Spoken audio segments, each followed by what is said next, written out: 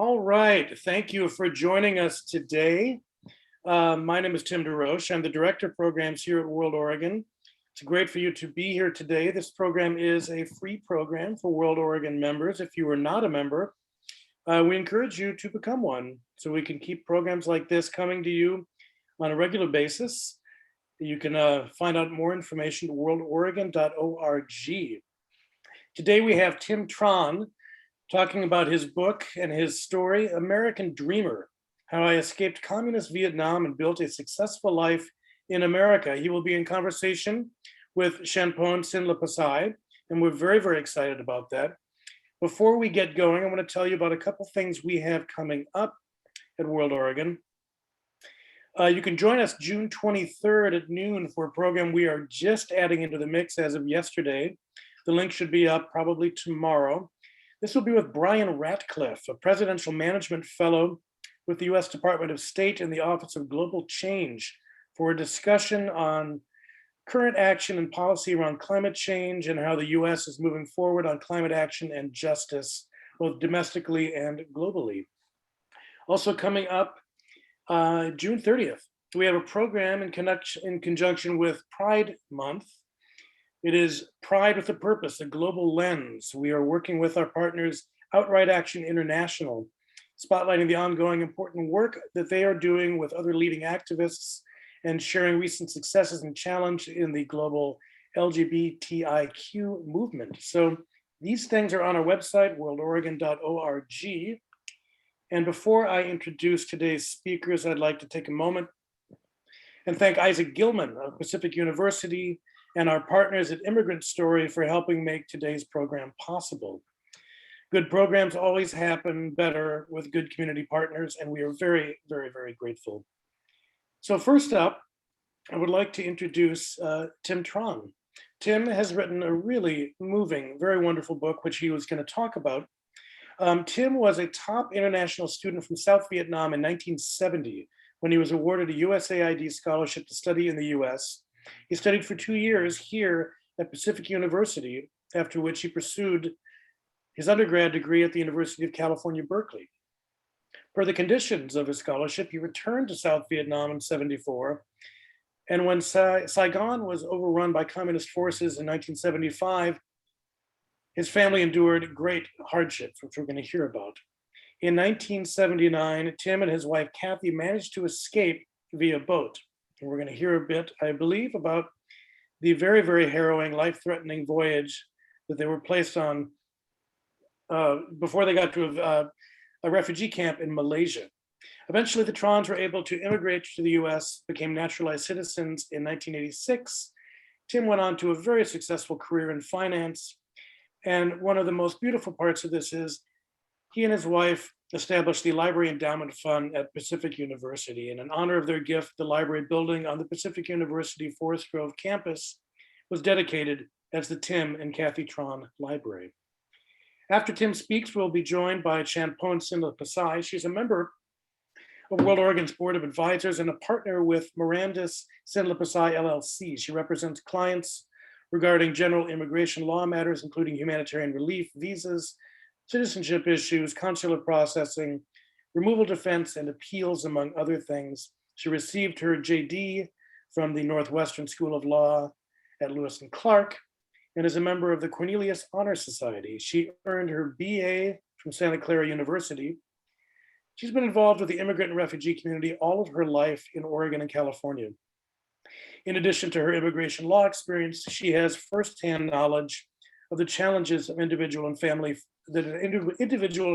face when coming to a new country, as her family resettled in the United States as refugees from Laos in 1980. So I want to give the floor over to Tim Tran. I'll be posting in the link or in the chat some links to his webpage and the way that you can actually buy his book from him. And take it away, Tim Tran. Good afternoon, I should say. Thank you for joining us. It's an honor for me to be participating in this excellent program by World Oregon. Now I'd like to tell you a little bit about my background. I was born in North Vietnam And in 1954, when I was about 4 years old, Vietnam was divided into two parts. The North belonged to the communists, and the South belonged to the nationalists. My parents decided that with our family background, my grandfather was a very wealthy landlord in North Vietnam. So my parents decided we need to move south. And we moved south via the American landing craft. And if you imagine the American landing craft, it has a front board that open and let the soldier storm the beach. So let's give you a little story here. The communists started a propaganda saying that look at that landing craft, and they call it the open mouth boat to discourage the people in North Vietnam to move south. They had a propaganda saying that once the boat is out in the open sea, they will open the mouth and rob you of all of your belongings and push you into the sea. That scared a lot of people. However, the French also had their own propaganda. They target the Catholic in North Vietnam to move south. And the slogan, the French slogan was, Christ has moved south. So you need to move with Christ. And needless to say, a lot of people, especially Catholic in North Vietnam, follow their leaders, the priests, to move south. After getting on the boat and going south, I was very seasick, and my father decided we get off at the very first stop. That was the city of Nha Trang. Used to be a fishing village. Now it's at a top tourist destination. Then we moved to Tây Ninh, a town next to the Cambodian border.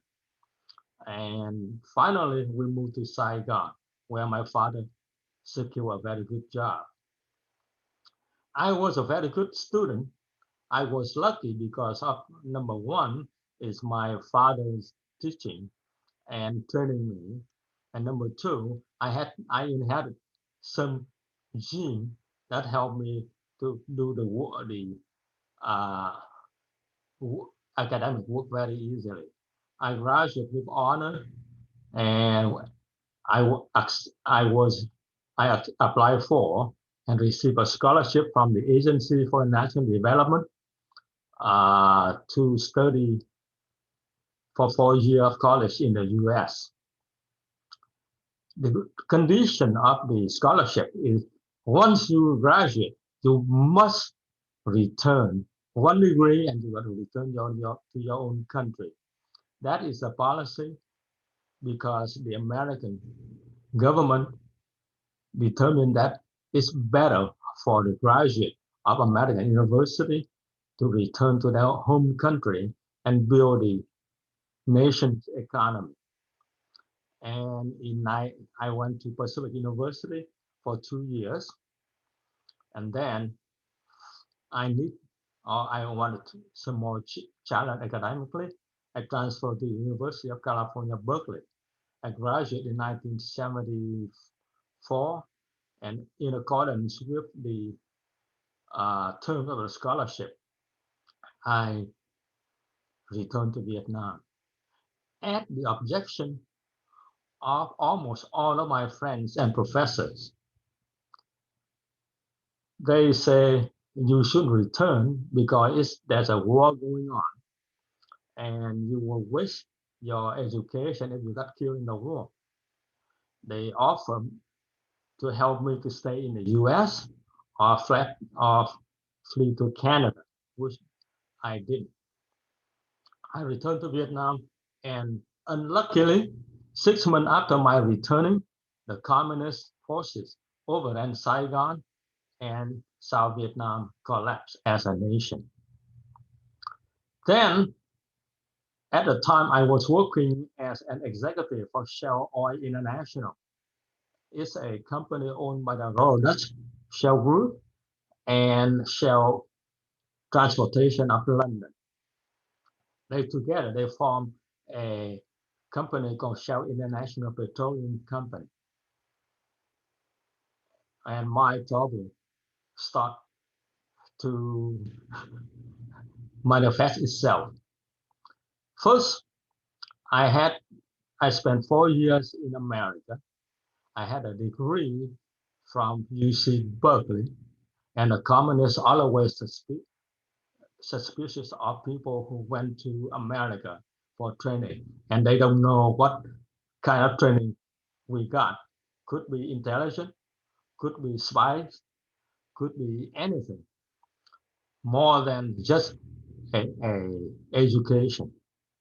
So that's the first problem I had. The second problem that our family had, my father was a diplomat, and he worked at the Laos embassy in Vientiane, and also the Laos, the Vietnamese consulate in Park Se. So when the communists realized that he went abroad too, they have a suspicion that my dad was also a spy. Then the third thing, Shell itself, Shell International Petroleum Company itself, was a British and Dutch company. However, to the communists, that doesn't make any difference. It's a Western company and it could be an American company. So our executive was under suspicion that they could be another spies. This is they call it economic spies or economic saboteurs, try to create problem for the economy. So my life went from bad to worse. I was constantly under suspicion at work and also at home with the local police. And I was afraid that I could be arrested and interrogated anytime. But I was lucky in a sense that I was a civilian, not an officer in the South Vietnamese army, or not a government employee. So I consider myself lucky because they take care of other very important and dangerous suspect first. And I had some time for myself to plot my escape. I tried 4 times. 4 times I was deceived, failed, and the last time that we tried to escape, my father was murdered by a gang of South Vietnamese killer.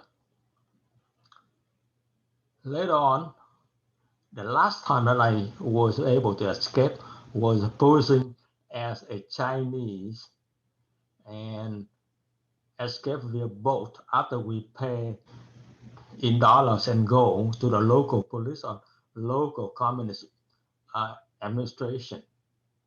We got on a boat in Ratja and tried to escape across the Gulf of Thailand, but our boat, just like a lot of other boats, were attacked by 7 different groups of pirates 7 different times.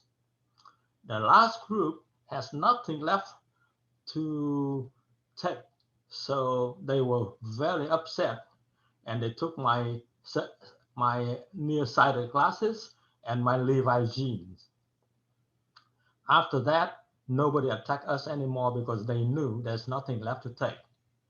And during the process of trying to find some valuable, they destroyed one of the engine. So we had one working engine out of two, and the boat was going very slowly in the middle of the Gulf of Thailand. I thought my life going to end as I started in my book at the very first paragraph of my book. My life is not supposed to end like this. But luckily, after half a day, one of the people on the boat saw something out in the horizon and he yelled, I see mountain, I see the land. And everyone looked out and tried to see. And there was the, the mountain of Malaysia. Everybody was excited and yelled, let's get there, let's get there. But I knew better. From years of listening to the BBC, yeah, I understood that the Malaysian government and the Malaysian Navy was not very receptive to the refugee because they are afraid that these are the Chinese or Vietnamese communists try to infiltrate their society and set up some kind of a communist revolt. So I told the captain of the boat, don't go there yet. Let's wait until it's getting dark, then we will go in. And he listened to me. So when the sun is down and it's totally dark, and we proceed quietly to the shore, I told the captain, let's ram up the boat and run it into a rock cliff on the shore. He did, and the boat suffered some damage at the front, and everybody, like the women and children, got on shore, but the man gotta stay and try to destroy the boat by hand. And finally, it sank to the took on water and sank to the bottom on the sand. And that way, I told everybody that the Malaysian Navy cannot tow the boat out because it's not seaworthy anymore. And we get on the uh, shore, and finally we arrive at Pulau Birong, an uninhabited island off the coast of Malaysia. I serve as an interpreter for the English-speaking delegation interviewing refugees, and my most satisfactory job at the camp was I served as press secretary.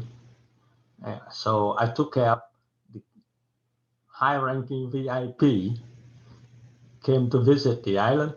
One of those was a representative, U.S. Congressman Sola from New York. He arrived at the refugee camp by helicopter, courtesy of the Malaysian Air Force, and I greet him at the uh, makeshift landing area. Gave him a tour of the refugee camp and answer his question. I also serve as the press secretary and take the press, the New York Times, the Washington Post, the Los Angeles Times, the Spiegel of Germany, and Paris Match for the tour of the island when they come and write story about refugees. After a while, I was interviewed and accepted to settle in the United States, and that was one of the pretty happy day on uh, on the refugee camp. I came to America. I had my experience working in Vietnam was no consequences, doesn't worth anything in the U.S. So I start looking for a job as a entry level. So I lost about 5 years of working experience in Vietnam. Anyway, I was lucky to receive an entry level SAP account for a company called Johnstone Supply. I, uh, About 4 years later, I was appointed controller, and a year later, I was promoted to an officer, VP of Finance and Chief Financial Officer. I continued to work for the company for 24 years. I retired in 2003 and started a second career as an adjunct professor at the YF University of Phoenix, Melhurst University, and Concordia University in Portland and Vancouver. After 10 years, I decided to retire again, and this time devote my time to write my story. And once I get the story done, yeah, now I call it American Dreamer. I consider myself a dreamer. How I escaped communist Vietnam and built a successful life in America. That success came in two parts. One, I established an endowment fund to financially support the university library perpetually, meaning forever. The second was I finished my book and got it published. And this is just something. The book received three literally award and one for finalists. So that when I wrote the story, I didn't think about those awards. But now I thought, wow, it's worthwhile to write those stories. So that is my story. Thank you. Great. Champon, do you want to jump in? And Yes. Thank you so much, Mr. Tran, for sharing your story and for writing such an amazing book. In reading through the stories and just listening to you as a refugee and just having some of those shared moments, I am so grateful that you found courage and voice to write such meaningful words of your journey. My first question to you, Mr. Tran, is talking a little bit about being a refugee. You came right after the war in, the late 1970s. Share with us what you see as being different from when you came to what is happening today with our current refugees, because it hasn't gone away. It just has changed a bit. So I would love to hear what your thoughts are. We were very lucky because at the time, the American public and the president of the United States, starting with President Ford, President Carter, support admission of refugees into the United States. So we, at least in a sense, we were welcome to this country due to the generosity and the understanding of the leadership of the United States and at least some or the majority of the American people. Compare that to today's refugee, we feel that we were lucky than today's refugee. First of all, the last administration was opposed to illegal immigration to come to the United States. Number two, the economy of the United States in the last few years was going through some kind of an adjustment or correction. So the American people was also concerned that the refugee or the immigrant will take away their jobs. And that economic factor was also play a very important role in the admission of the refugee. Now, I would like to say this. We were lucky because we were at least welcome to this country. As to nowadays, the people who came here was not so receive an open arm like we used to. Also, in my case, and a lot of refugees at the time, we were admitted to come to this country legally instead of being called illegal immigrant by the current press. Personally, I think we were so lucky that compared to the nowadays refugee, there's no comparison. That's the difference that I felt that we were very, very lucky. Definitely. And, just like what we discussed earlier, like Mr. Tran and I came as refugees, and a lot of the people knocking at the border right now are considered asylees. So as refugees, we were given the opportunity to come, right? Mr. Tran, like we had to go through the process outside of the United States. And we had to get permission and go through all the vetting systems before arriving here. And once you got here, Mr. Tran, as you were sharing with your story a little bit, what we found so moving in reading your books and your love, it really came across about how much you appreciated and love libraries in creating just the endowment at, the university perpetually. Share with us why was that so important that you had to see every library every time you took vacations? It was to go see libraries. Like, why was that so special? Yes. Well, when I was a high school student in Saigon, I had one of the great teachers. Now, this is what I believe in. Besides your parents, teachers play a very important role in your life.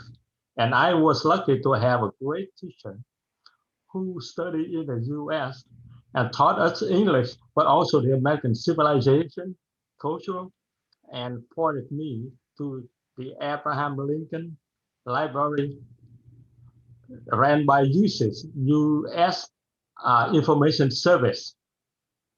So he pointed me to the library to do some research. And can you imagine this? In Saigon, it's usually 100 degrees Fahrenheit and 100% humidity. When you walk into the Abraham Lincoln Library, it was so cold because they run the air conditioning full blast. Mm-hmm.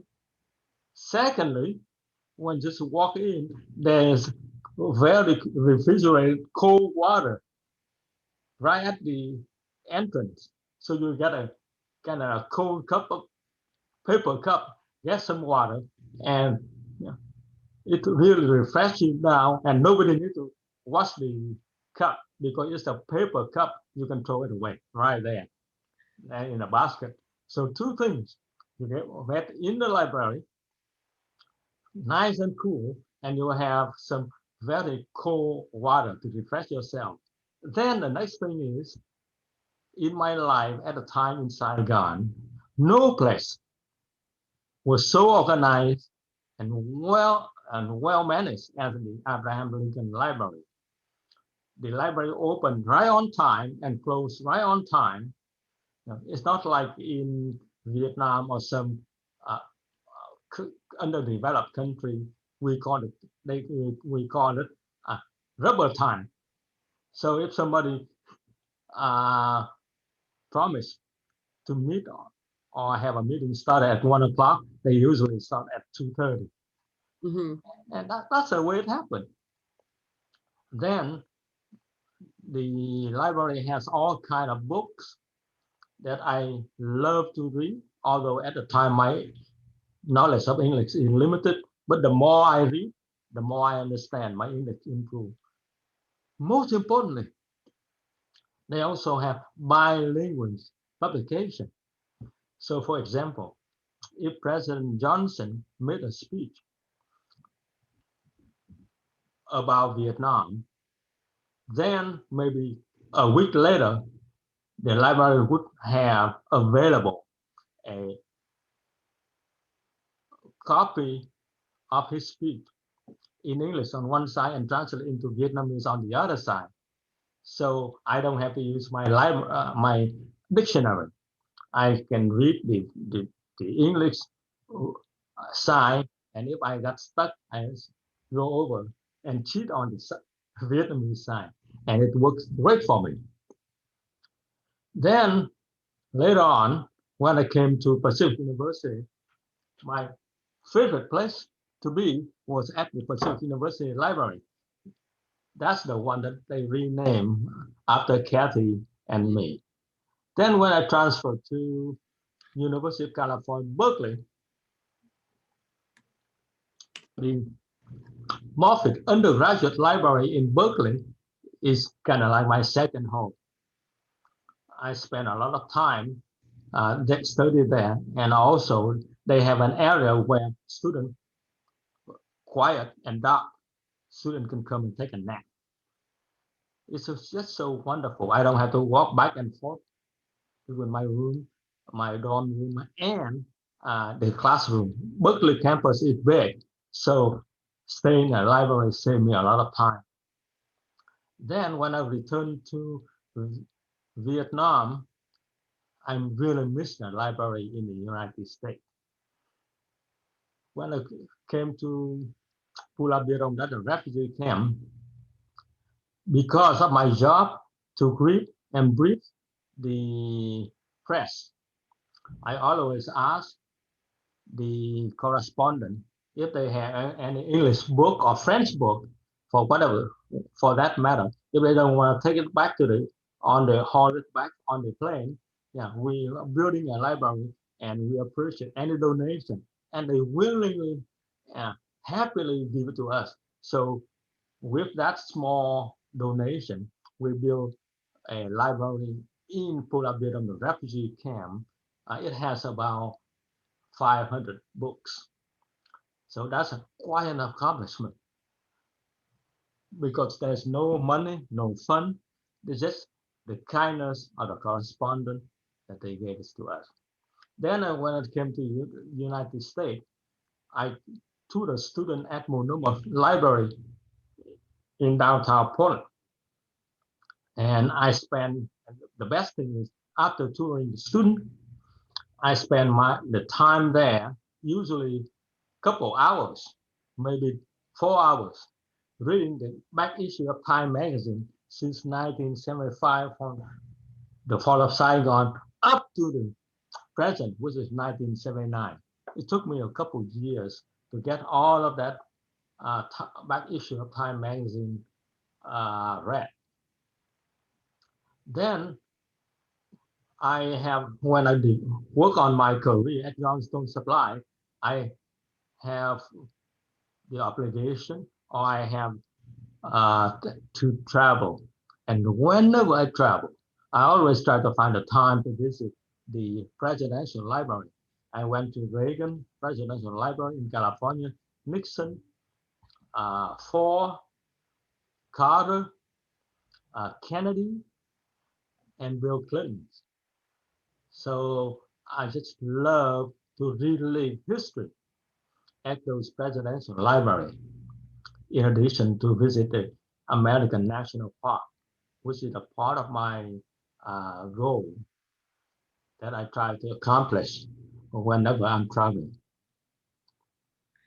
That's wonderful. It's so astounding just to hear about you talking about your love of just history and knowledge, but also bringing others along with you so that they can also share that experience. That is, how many library cards do you have, Mr. Tran? Right now, I don't have a lot of library cards because it's all digital. Yes. And I borrow ebook, or I download the audio book, and that's a lot easier. You can stay home and you can read it online or listen it on your iPhone. So right now also, it's so easy to have just one library. Right now I have 3, but they mostly have pretty similar collection.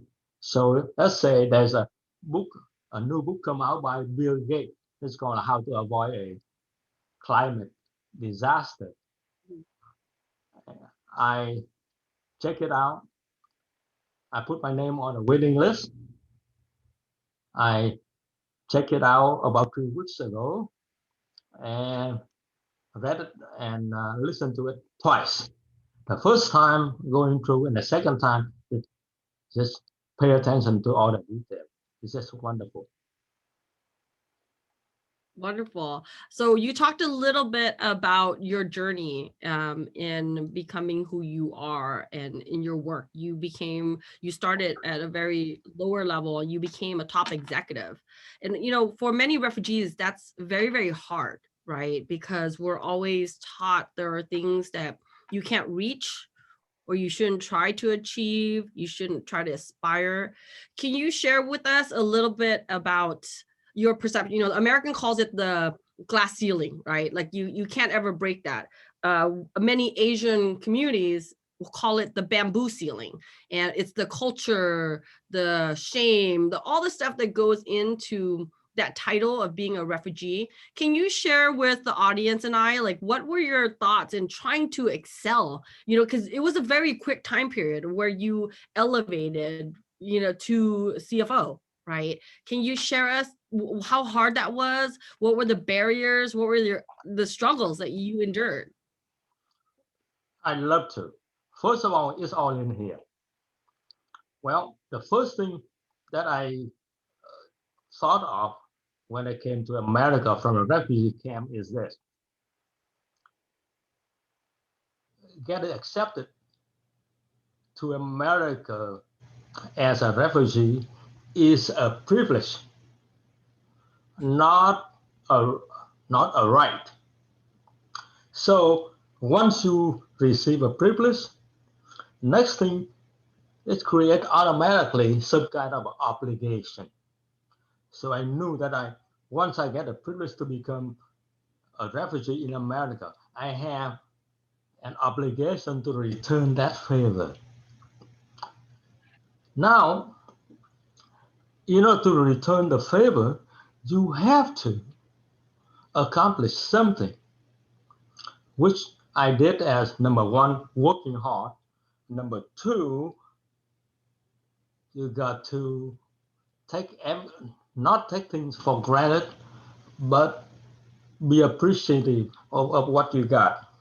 And then once you work hard, and with hard working and luck, you probably will be elevated to your ability.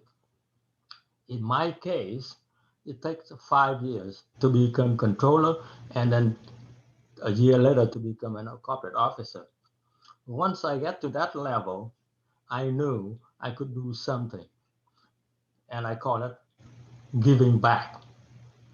So my wife and I create a endowment fund for Pacific University. A lot of people say, well, that's not easy to get it done in America. I say, yes, you are right. It's not easy. It requires hard work and luck. Yep. Hard work alone won't do it. And luck alone won't do it. I want to be specific. Preparation plus luck equals success.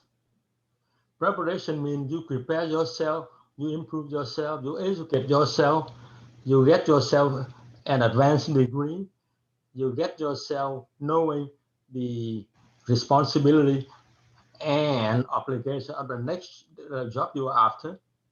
And with luck, you may get to that level.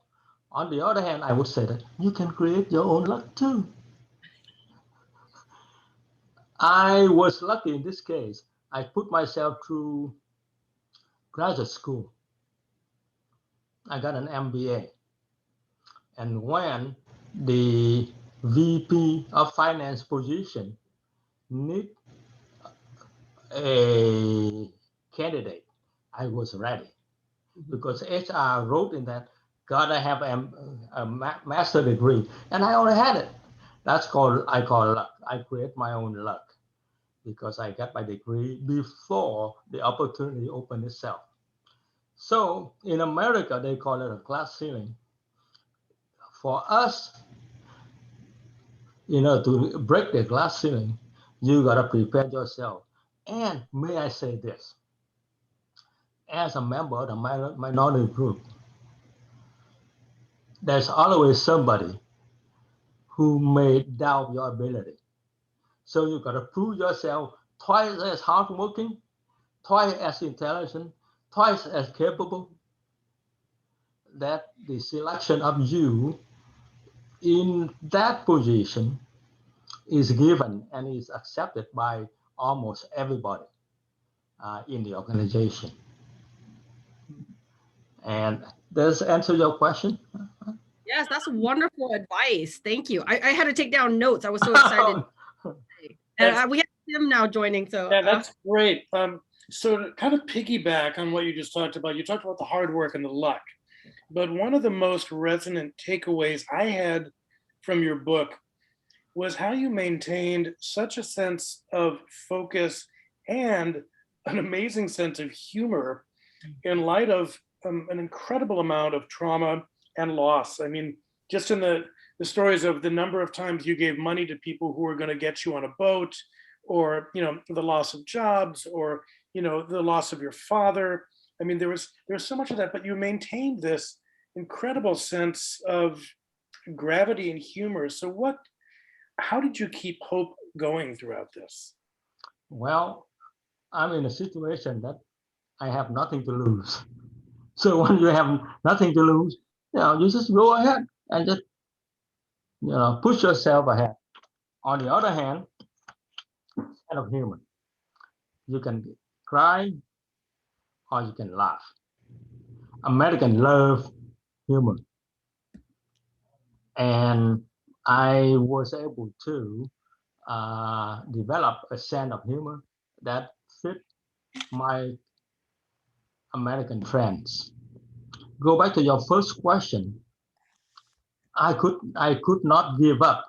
I got to push ahead because that's the only way out.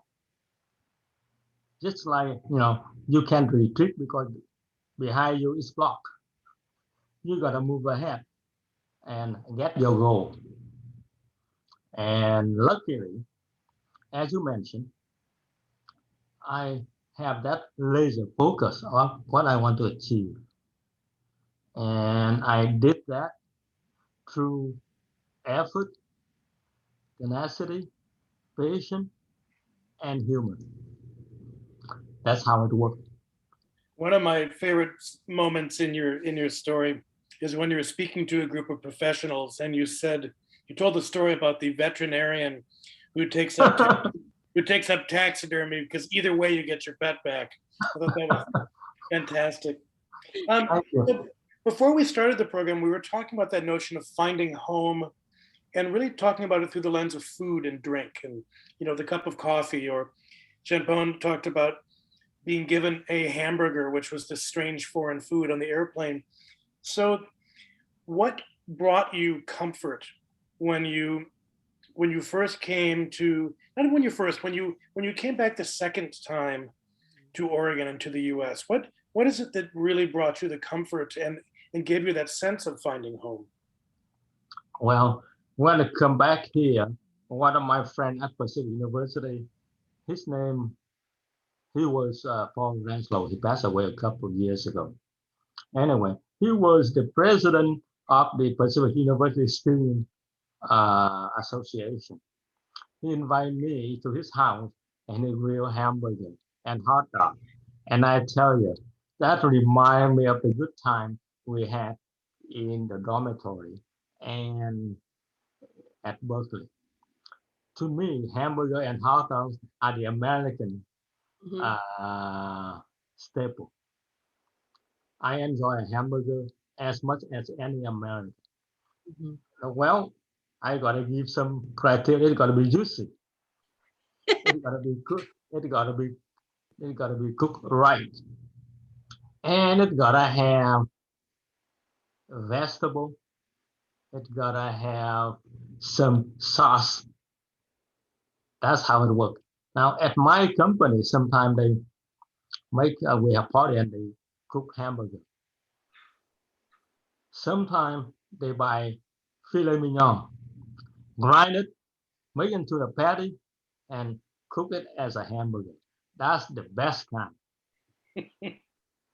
Expensive too, but So, the company pay for it, so everybody enjoyed it. It's kind of special treat for the employees.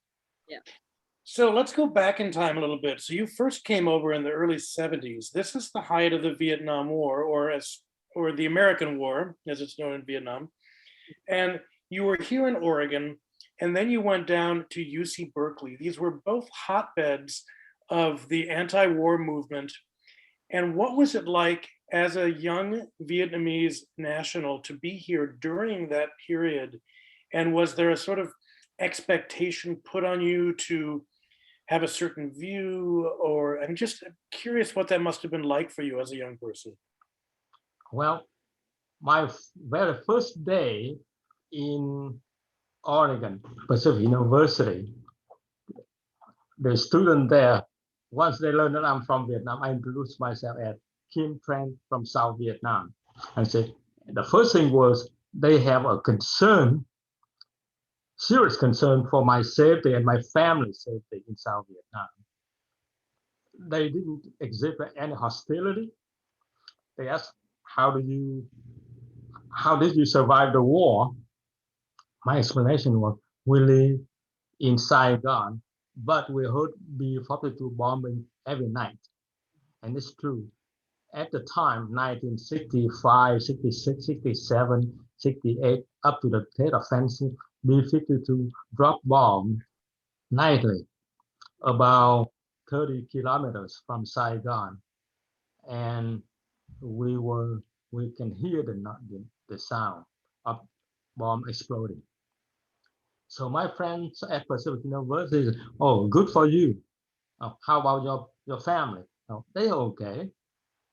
Then they look at me as somebody that they can learn something firsthand about the war in Vietnam instead of reading all the paper. So we developed a lot of good friendship, including my fraternity brother in the fraternity house. When I went out to Berkeley, the situation get worse because at Berkeley, you have an anti-war demonstration almost every day. At the Spa Plaza, there was speech by different groups. 99% of them opposed the war and Nixon policy. So I kind of just watch it and keep quiet. I didn't want to argue with anybody. I spent a lot of time on concentrate on my studying.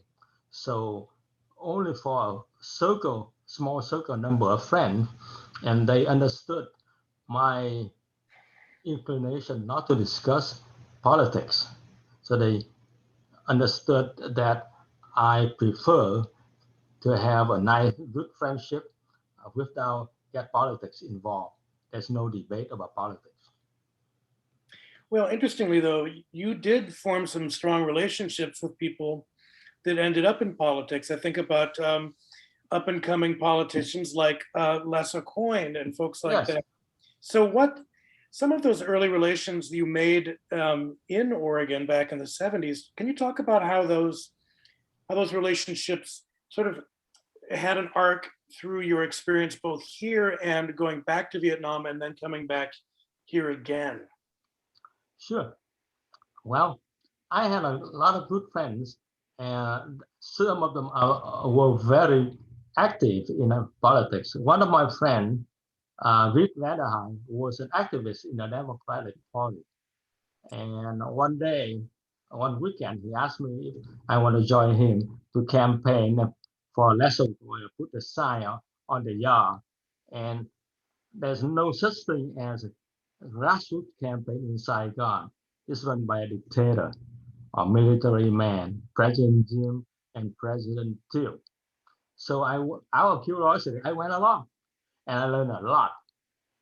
That made me very fond of the democratic system that you have here. Now, on the second part of that is when I was planning my future, either return to Vietnam and stay in the US or flee to Canada. Most of my friends, 99% of them, didn't want me to return to Vietnam, and they want me to stay in the US or go to Canada, and they would help any way they can. One friend said, when you're ready to do it, just say the word. I'll take care of the rest. So, but anyway, those are true friends. They are concerned for my safety and my security. It's not that they oppose my politics or my South Vietnamese route, but they are truly good friends. And we still, not, when they see me return to the US the second time, one of them say, see, you didn't listen to me. You could have stayed here and saved, all those hardships. But I said, no, you got to keep your word. I kept my word that I will return to South Vietnam after one degree, and I did. I regret the decision, but I thought I had no other option but to return, and I did. Great. So, Mr. Tran, one last question before we end. You have been such a storm. You've done so much with your life. As you are looking forward, share with us, what do you have planned for yourself? And what are you going to continue to do? Well, if I am lucky enough, I will follow up my book with a sequel. The title of the book was American Dreamer: How I Escaped Communist Vietnam and Built a Successful Life in America. I escaped, I built a successful life. The second book, if I'm lucky enough to be able to write it and publish it, is Living the American Dream. Oh. Well, we look forward to reading it. If publish a book is a difficult task. Thanks to Isaac Gilman at Pacific University. Without his help, I would never realize the result in a published book and all of the award that it received. So again, it's not an easy task. I encourage everybody, try to put the effort into writing their memoir, the book. However, remember that there's a lot of work. It's not like a cakewalk. It's not easy. It requires a lot of effort and a lot of work, as much as you build your career. Well, hopefully we can also look forward to you selling the movie rights to your story, because I would frankly love to see that up on a big screen someplace. Tim, I want to thank you so much for being with us, sharing your story. Shen Pon, wonderful to see you and wonderful to have you along for the ride. It was really, really wonderful. I want to thank everyone for tuning in. If you are not a member, again, worldoregon.org, you can find out upcoming events. We're going to have some hosting opportunities for virtual youth hosting this summer. Lots of stuff going on. Stay safe, stay well, and we will see you very, very soon. Thank you very much for having me. I appreciate it very much. Thank you. Yeah.